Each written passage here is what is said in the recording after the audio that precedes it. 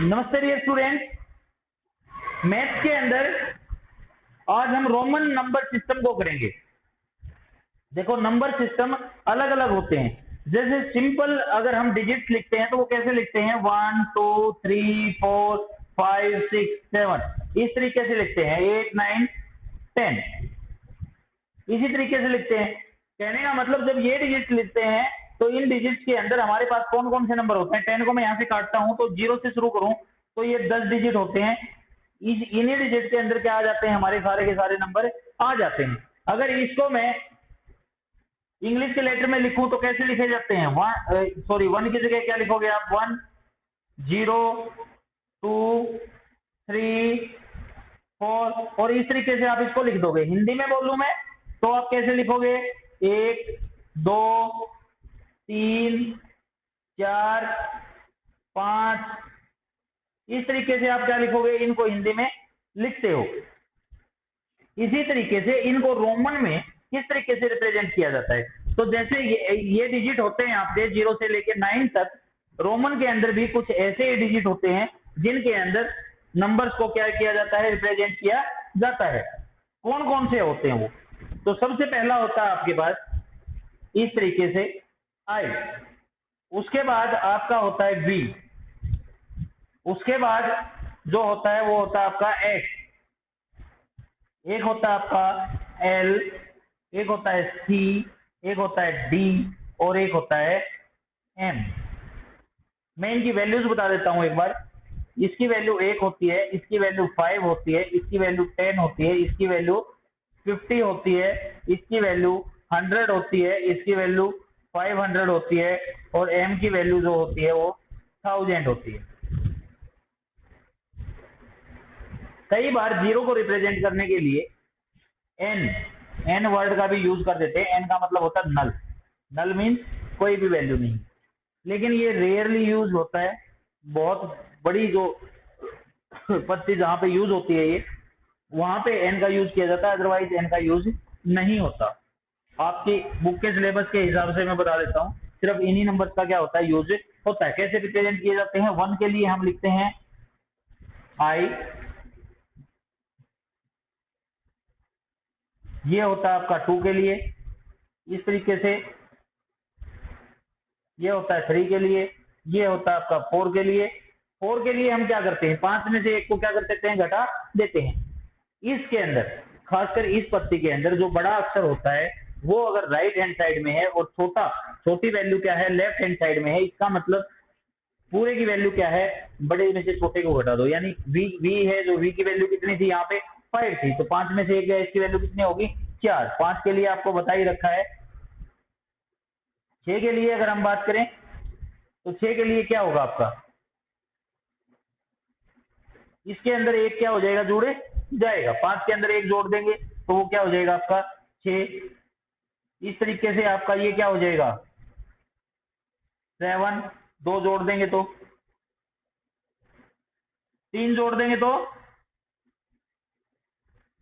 8। अब 9 के लिए, क्योंकि 10 के लिए क्या है आपका x है, तो 10 में से एक को अगर घटा दें तो कितना रह जाएगा, 9 रह जाएगा। तो क्या हो गया, ये 10 हो गया, 10 के लिए ये हो गया, और एक को क्या कर दिया, लेफ्ट हैंड साइड का मतलब क्या बताया था मैंने, माइनस है। इसी तरीके से 10 है तो 10 के लिए क्या आ जाएगा आपका x। 11 के लिए x में एक जुड़ जाएगा, और यही नंबर x के पीछे लगते रहेंगे 10 तक पीछे लगते रहेंगे। यानी 10 के अंदर 10 जुड़ जाएगा तो अप टू 20 तक क्या हो जाएगा, x इंटू एक्स। इसका मतलब क्या है 20। फिर 20 से जब 30 तक जाएंगे तो दोबारा से यही क्या नंबर होते चले जाएंगे, ऐड होते चले जाएंगे, x ये 21 हो गया, और अप टू 30 कितना चला जाएगा, x ये हो गया आपका 30। फिर इसी तरीके से 30 से 40 में जाते हैं तो ये नंबर इसी तरीके से क्या होते हैं, ऐड होते हैं। लेकिन जैसे ही हम 40 पे पहुंचते हैं तो 40 को हम कभी भी x नहीं लिखते, बल्कि क्या करते हैं, 50 में से अगर 10 को घटा दिया जाए तो कितना बच जाएगा, 40 बच जाएगा। तो हम ऐसे में 40 के लिए हम क्या करते हैं, 50 में से 10 को क्या कर देते हैं, माइनस कर देते हैं। तो 50 के लिए साइन आपके पास L, और इसमें से 10 घटा दिया एंड लेफ्ट हैंड साइड लिख दिया, तो क्या आ गया XL। इसी तरीके से अगर 9 को घटा देंगे एल में से तो कितना रह जाएगा, इसमें से घटाते चले जाएंगे, ये हो गया आपका 40। तो 40 से 50 तक जाना है, 41 को आपने लिखना है, तो 41 को कैसे लिखोगे, 9 को घटा दिया इसमें से एल में। इसी तरीके से अप टू 50 पे जाके क्या हो जाएगा, ये एल, क्या हो जाएगा एल। और 51 में फिर वही 1 से 40 तक के नंबर क्या होते चले जाएंगे, जुड़ते चले जाएंगे 90 तक। अब बात करेंगे 90 जब होगा तो इसका क्या होगा। 90 आपको पता है 100 है, ये कितना है 100 में से अगर 10 माइनस हो जाएंगे तो कितना रह जाएगा 90। तो 90 के लिए हम क्या लिखेंगे, बजाय कि एल और एक्स एल इसमें जोड़ें एल एक्स एल, 90 में एल और एक्स एल का मतलब क्या था 40 था, इसका मतलब क्या था 50 था।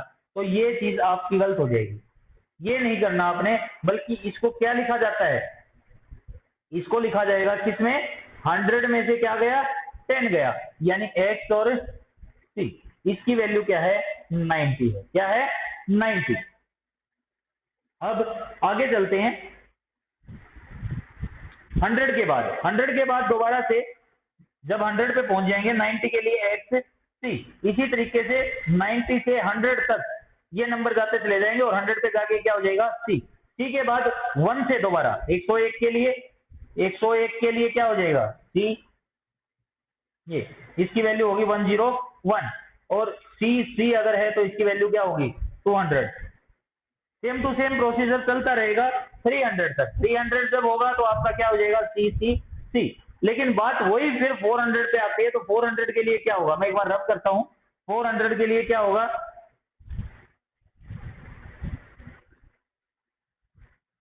400 के लिए भी वही कि अगर 500 में से क्या घटा दिया जाए, 100 को घटा दिया जाए तो आपका क्या हो जाएगा 400 हो जाएगा। तो यहाँ पे क्या लिख सकते हो सी डी, इसका मतलब क्या है 400। इसी तरीके से जब किस पे चले जाएंगे 1000 पे चले जाएंगे, तो ये 900 के लिए क्या आ जाएगा सी और एम, ये क्या हो गया 900। 1000 पे अगर हम जाते हैं तो क्या आ जाएगा, एम का मतलब क्या है 1000, और इसमें फिर वैसी ही चीजें 1000 के अंदर हम जितना भी ऐड करते हैं, जैसे 2000 है तो 2000 के लिए आपका क्या हो जाएगा एम और एम। 2400 है तो उसके लिए 400 का साइन फिर से क्या हो जाएगा आगे आ जाएगा। 411 है तो इसके लिए क्या आ जाएगा आपका वही एक्स और आई, यानी इसकी वैल्यू कितनी होगी 2000 प्लस में सी डी की वैल्यू 400 और प्लस में एक्स आई की वैल्यू, इसकी वैल्यू कितनी है 11। इसका क्या आंसर आ गया आपका 2411। इस तरीके से सारे के सारे रोमन नंबर्स की जो काउंटिंग होती है वो इसी तरीके से होती है। तो उम्मीद है जब आप एक बार इसकी प्रैक्टिस करेंगे आपको बड़ी आसानी से ये सारे के सारे नंबर आसानी से लिखने आ जाएंगे। आप एक बार इनकी प्रैक्टिस कीजिए, कुछ समझ नहीं आया तो आप मेरे से कांटेक्ट करके पूछिए या फिर कमेंट कीजिए। Thank you.